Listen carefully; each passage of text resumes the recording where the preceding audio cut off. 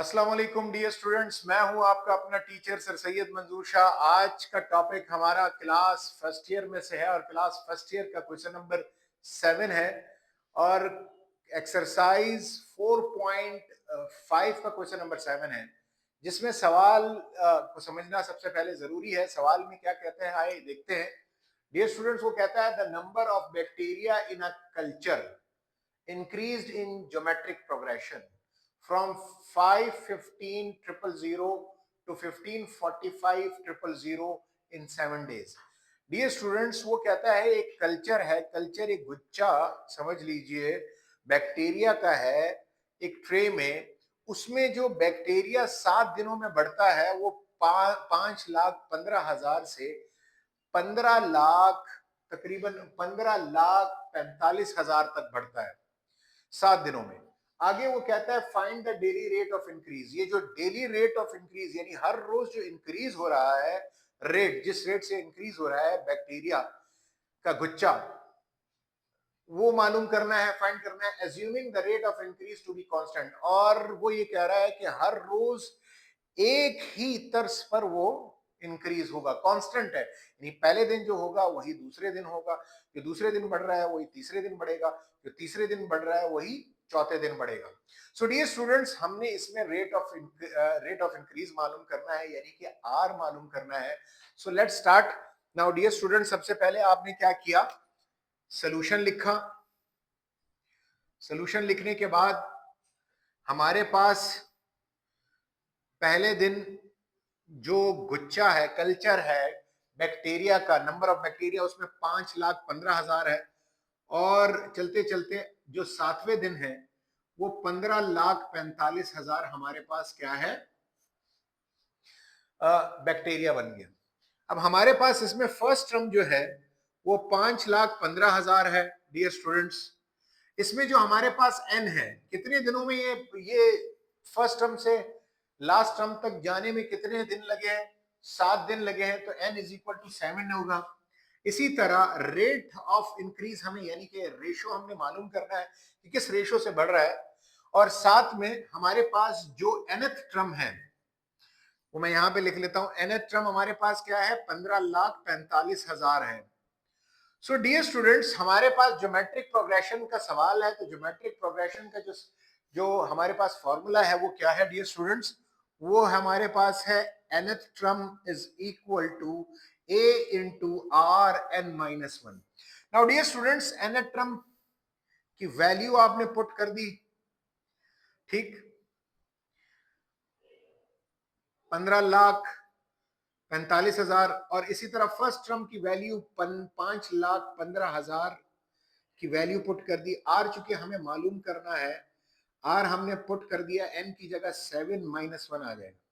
Now dear students, 5,15,000 are के साथ multiply हो रहा है, दूसरी जानिब जाके क्या हो जाएगा, डिवाइड हो जाएगा।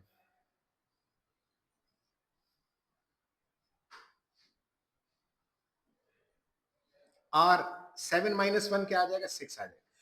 नाउ डियर स्टूडेंट्स, ये 3 और ये 3 हमारे पास 3-3 0 कैंसिल हो जाएंगे, तो हमारे पास क्या आएगा, 1545 बच गया, और divided by 515, r raise to the power 6 है।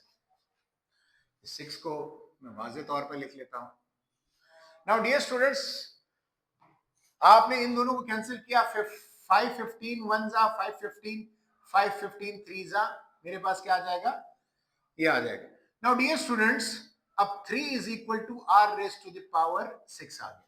नाउ डियर स्टूडेंट्स, इस r raise to the power 6 को खत्म करने के लिए मैं आपको बताता चलूं, जब हमारे पास स्क्वायर होता है तो हम स्क्वायर रूट लगाते हैं, यानी कि अगर पावर 2 हो तो रूट सेकंड इस्तेमाल करते हैं रेडिकल में, तो हमारे पास स्क्वायर रूट और स्क्वायर कैंसिल हो जाता है। अगर हमारे पास पावर क्यूब हो तो हम क्या करेंगे, क्यूब रूट लगाएंगे। अगर हमारे पास पावर 4 है तो फोर्थ रूट इस्तेमाल करेंगे। अगर हमारे पास पावर 5 है और उसे कैंसिल करना है तो मैं क्या लगाऊंगा, फिफ्थ रूट इस्तेमाल करूंगा।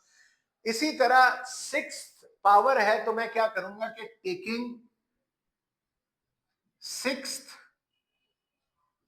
Root on both sides, so dear students, हमारे पास सिक्स्थ रूट लग गया।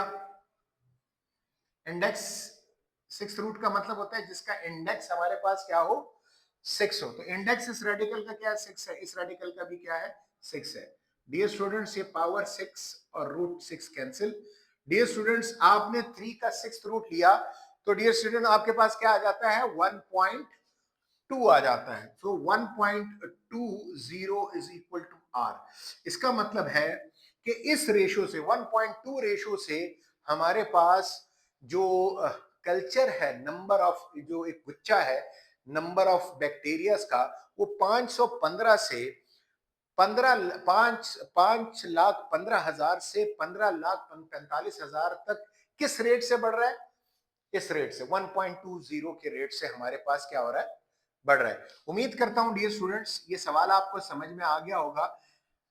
अब हम क्वेश्चन नंबर 8 पर चलते हैं कि क्वेश्चन नंबर 8 क्या कहता है। नाउ डियर स्टूडेंट्स, अब क्वेश्चन नंबर 8 पर इस एक्सरसाइज के चलते हैं, जो कि लास्ट क्वेश्चन है इस एक्सरसाइज का।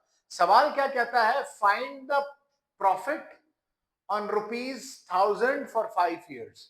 कहता है कि 1000 रुपीज पर हमें प्रॉफिट मालूम करके बताइए 5 साल का, और एट द रेट, कौन से रेट पर, 4% पर एनम कंपाउंड प्रॉफिट। कि कंपाउंड प्रॉफिट क्या बनता है, यानी 5 सालों का जो इंटरेस्ट रेट है वो लगाने के बाद जो कंपाउंड प्रॉफिट आता है, मुनाफा आता है, वो कितना आता है। यानी 1000 रुपए आपको दिए, 5 साल के बाद 4% पर आपको इंटरेस्ट रेट पर आपको पैसा दिया गया है। तो वो जो पैसा है वो क्या होगा, कितना आपके पास प्रॉफिट इस पर आएगा, वो मालूम करना है। सो डियर स्टूडेंट, सबसे पहले हम अपने गिवन डाटा को बनाते हैं। हमें प्रॉफिट को मालूम करना है। हमारे पास जो इनिशियल अमाउंट है, जिसको हम, ये इनिशियल अमाउंट है जिसको ज्योमेट्रिक प्रोग्रेशन में हमारे पास, जिसको हम ए कहते हैं, वो हमारे पास 1000 है। जो रेट है वो हमारे पास क्या है, 4% पर एनम है। नाउ डियर स्टूडेंट्स, ये 4 हमारे पास 4% आ गया प्लस 1, जो कि कंपाउंड को जाहिर करता है। तो ये हमारे पास क्या आ जाएगा, 1.10 आ जाएगा। मैं इसको अलग अलग करता हूं। 4% जो है वो 0.4 आएगा, प्लस 1 कंपाउंड को जाहिर कर रहा है। तो ये मेरे पास क्या आ जाएगा, 1.04 आ गया। ये कंपाउंड पर एनम का कंपाउंड रेट है। ठीक। नाउ अब हमारे पास कितने साल है, नंबर ऑफ ईयर्स जो है वो हमारे पास कितने हैं, वो 5 ईयर्स है। कितने हैं, 5 ईयर्स है। इसका मतलब है कि एन हमारे पास क्या है, 5 है। नाउ डियर स्टूडेंट्स, जब भी हम मालूम करेंगे nth टर्म को ज्योमेट्रिक प्रोग्रेशन के, ये हमारे पास जो टोटल प्रॉफिट, टोटल अमाउंट बनती है 5 साल के बाद, वो हमारे पास nth है। वो हमारे पास क्या है, nth है। सो डियर स्टूडेंट्स, एक दफा फिर इसको समराइज करते हैं। इनिशियल अमाउंट हमारे पास, जो कि फर्स्ट, जो पहले साल अमाउंट है, वो 1000 है। 5 सालों के लिए कंपाउंड इंटरेस्ट पर हमारे पास 4% के कंपाउंड इंटरेस्ट पर हमें अमाउंट दी गई है, जो कि 1.04 बनती है। उसके बाद नंबर ऑफ ईयर्स कितने हैं, 5 है। और टोटल अमाउंट क्या बनती है 5 सालों के बाद इस 4% के इंटरेस्ट को लागू करने पर, वो हमारे पास nth टर्म है। So now dear, nth term का अब जो फॉर्मूला बनेगा, nth term is equal to a into r raise to the power n बनेगा, n माइनस 1 नहीं बनेगा। ठीक। Now dear students, nth term बन गया 1000, 1.04 होल पावर 5 आ जाएगा।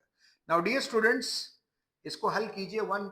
नाउ डियर स्टूडेंट्स, 1.05 पावर 5 लेंगे तो ये हमारे पास क्या बन जाता है, 1.21665 बन जाएगा। नाउ डियर स्टूडेंट्स, अब हम क्या करेंगे कि 1000 को मल्टीप्लाई करेंगे।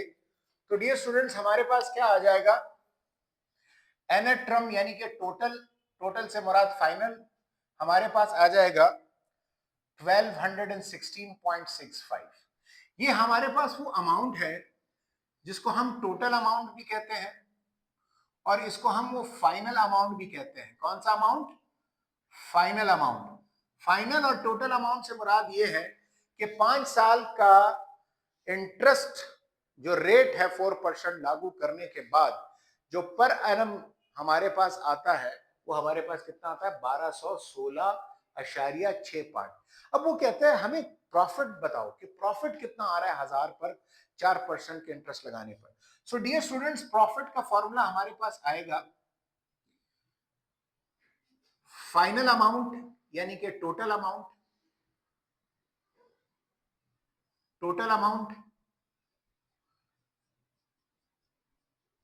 Minus initial amount.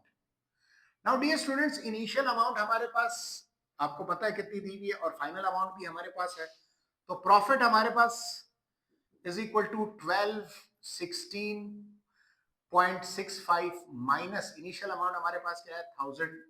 सो डियर स्टूडेंट्स, प्रॉफिट हमारे पास क्या आया? 216.65 आ गया। नाउ डियर स्टूडेंट्स, ये प्रॉफिट अमाउंट क्या बताता है कि 1000 रुपीज साल के शुरू में दिया गया 5 साल के लिए 4% के इंटरेस्ट रेट पर, तो उसका जो पर एनम यानी पर हर साल जो हमारे पास कंपाउंड प्रॉफिट बना वो हमारे पास क्या बना? 216.65 बना। उम्मीद करता हूं कि डियर स्टूडेंट्स ये वर्ड प्रॉब्लम आपको क्वेश्चन नंबर 7 और 8 दोनों बहुत ही बेहतरीन तौर पर समझ में आ गए होंगे। इस किस्म की मजीद वीडियोस को देखने के लिए हमारे चैनल को लाइक कीजिए, सब्सक्राइब कीजिए और बेल को आइकन को दबाना मत भूलिएगा। अस्सलाम वालेकुम वरहमतुल्लाह।